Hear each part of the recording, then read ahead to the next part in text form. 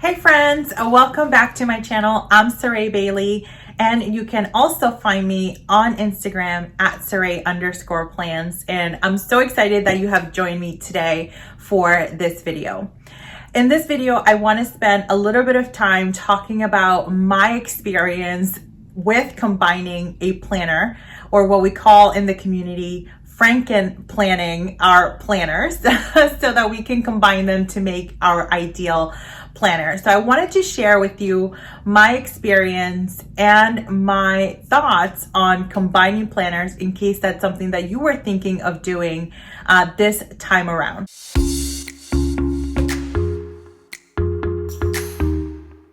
For the benefit of those that might not be familiar with, I am a huge ERIN CONDREN fan. I've used ERIN CONDREN products for a long time, and that is my planner of choice and what I've been using for years now. Last year, ERIN CONDREN released a daily duo planner, which was a daily layout of a planner, in addition to the current lineup that was already available in the store or at the shop.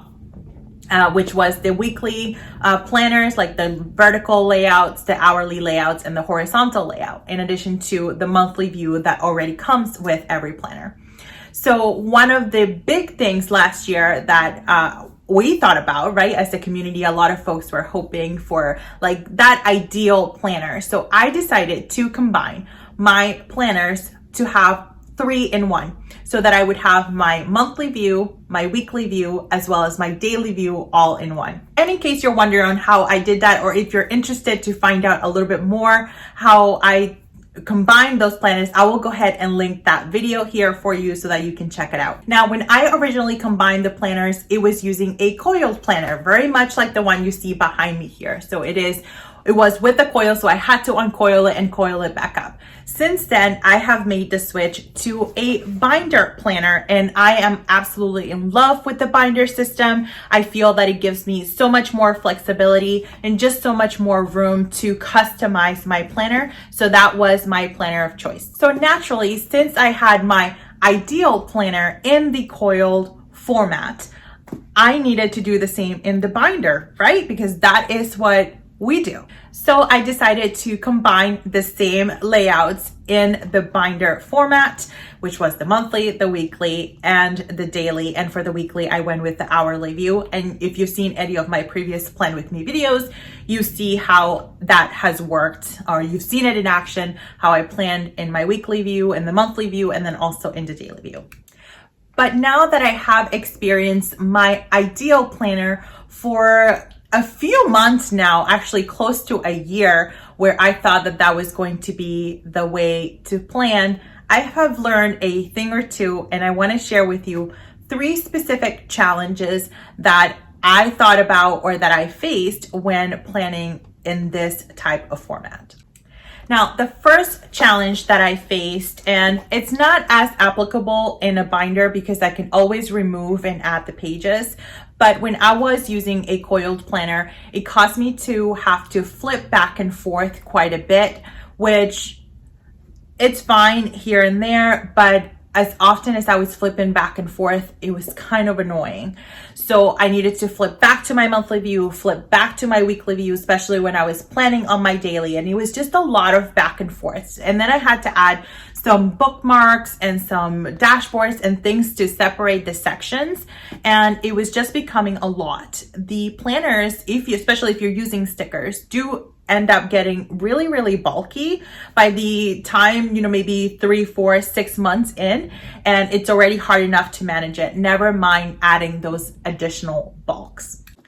The second challenge, and this one was actually the biggest one for me, is having some of the similar information spread out throughout the planner in different layouts, because I was including the information for my monthly again in my weekly and again in my daily. So having a lot of that information spread out throughout the planner actually caused me to either miss out some information because I was duplicating it so much. Now, I tried to minimize that duplication, but inevitably there were going to be certain things that needed to be carried over across 3 different layouts. So that could actually be more of a challenge and more of a hassle than it's worth. So when it comes to adding information to the planner, the old adage of less is more rings true. And don't worry, I will go into a little bit more detail on how I actually plan nowadays in my planner. Now, the third challenge with this particular system of having it all in one is that there is not a ton of planner companies, at least not that I'm aware of, that offer that level of detail. I know that there is another planner company such as Ivory Paper Co. who offers an all-in-one kind of planner, but the same challenges that I just presented earlier would probably be the same whether you're using an ERIN CONDREN or not. But the third challenge, if you're using another planner that does not come in those layout and you're purchasing multiple planners and then combining them, is the cost. Now, I do use the ERIN CONDREN planners, and we all know that the ERIN CONDREN planners are definitely not the cheapest in the industry, so that cost can really add up.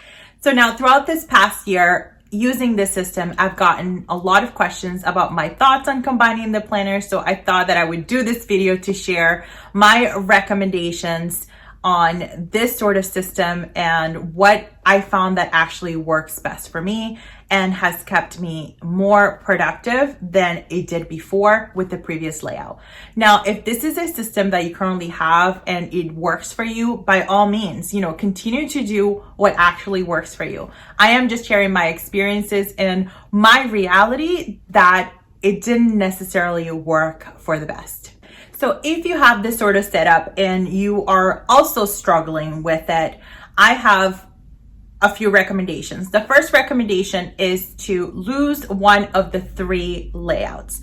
For me specifically was to lose the weekly layout because I found that that was where a lot of unused space ended up at. And a lot of the things that I was already including in my monthly view were things that I was carrying over into my weekly view and then eventually into my daily view. So why not just take everything from the monthly view and just add it to the daily when I am ready to plan the daily? So that weekly layout sort of became like a middleman that did not necessarily serve as much of a purpose as I thought that it would. And while I do love that weekly view and kind of seeing it at a glance, I can see that same weekly view in the monthly view with those high level events or appointments that I have going on that would essentially just end up in the weekly view as well. The other component of the weekly view that I found did not necessarily help me to get more done or just overall become more accomplished was the sidebar. So the sidebar is where I would keep a lot of the items that I wanted to accomplish that week, but that did not necessarily have a specific date in mind for those to be accomplished. There were things that I could just kind of throw in here and there to accomplish throughout the week. But what was happening is that a lot of those items in the sidebar, because I was not referencing my weekly view as much, I was actually more referencing my monthly view, is that I would forget to add those into my daily. And a lot of those things ended up being carried over from one week to the next. The other thing that I found is that you are much better off adding those tasks to specific dates. Even if, in fact, you don't get to accomplish all of it in that specific date, I think we're more likely to accomplish them if we have put them to a date from the start. Because otherwise, those tasks kept being pushed over to maybe the weekend, and then by the time the end of the week rolled around, they just were not done.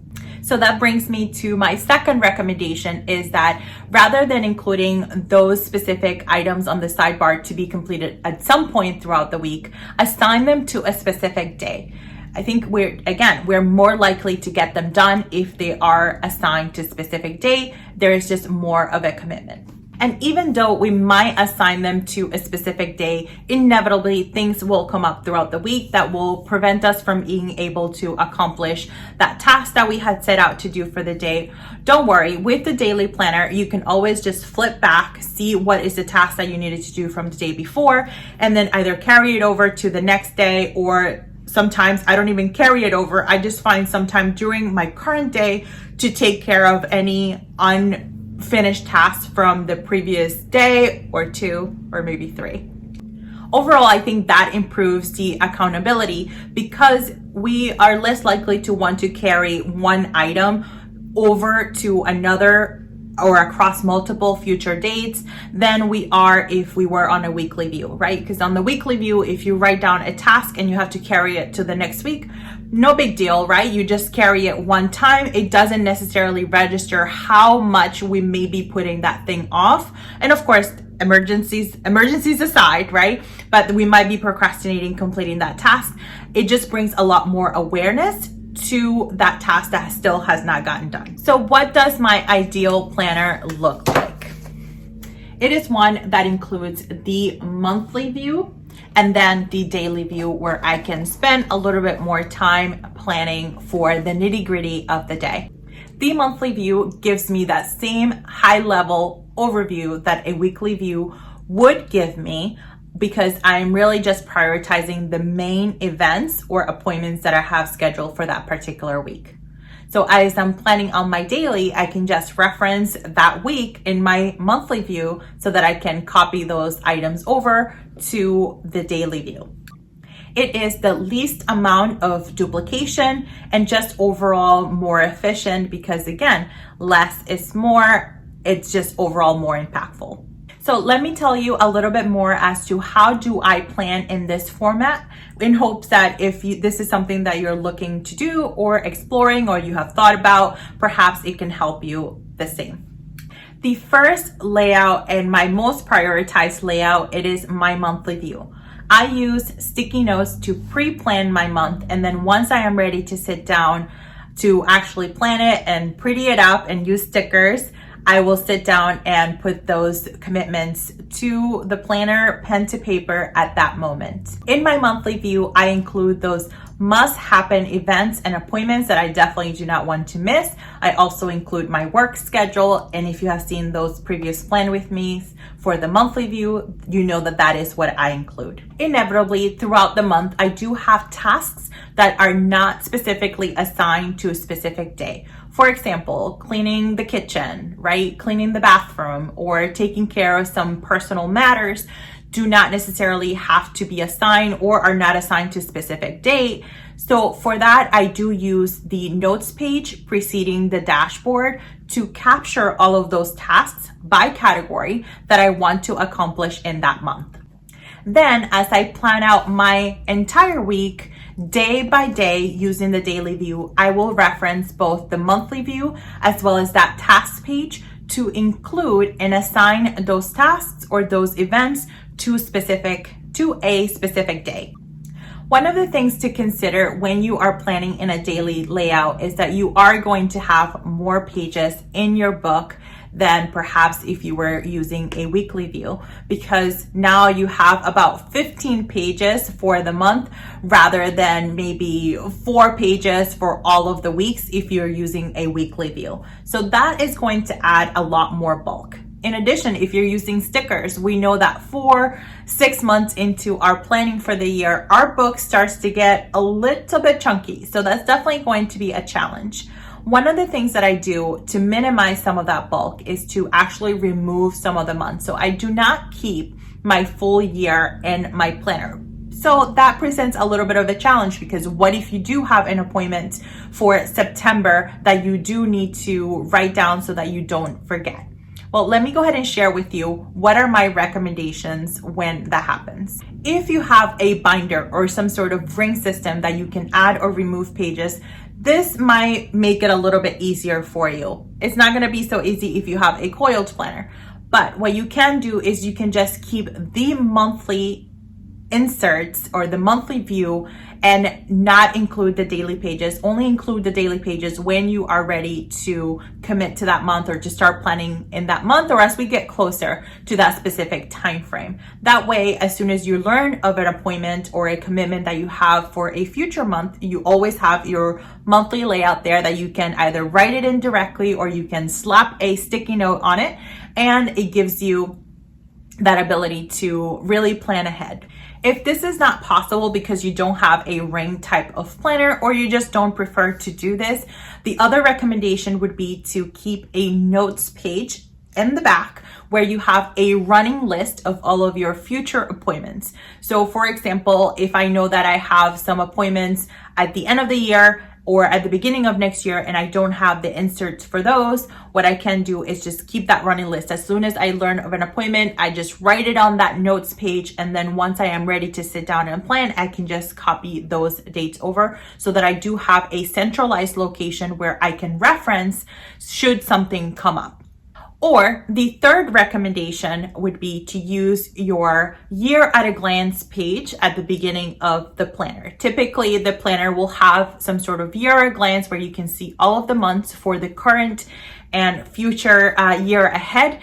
And what you can do is use some sticky notes. And again, as you learn of your appointment, just jot them down on a sticky and add it to that particular month. That is what I personally do. As you can see, I add those sticky notes, and as soon as I have an appointment, I'll go ahead and add it here. And when I am ready to plan the month, I will reference my year at a glance and just carry those sticky notes over to that specific month. And as you can see, I have one separate sticky note per month so that I can just stick it directly into that month as soon as I have the inserts for. So I'd love to hear from you.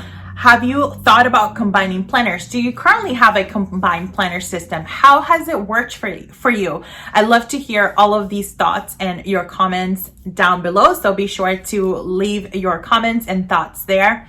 Thank you guys so much for joining me today for this video. I hope that this was helpful, or I hope that it gave you some additional clarity or some of the realities of using this level of planning, or some things just to watch out for if that's something that you've been considering. Thanks again for joining me today for this video. If you are new to my channel, don't forget to subscribe and don't forget to turn on those notifications so that you're notified the moment that I upload a new video. And as always, I'll see you next time.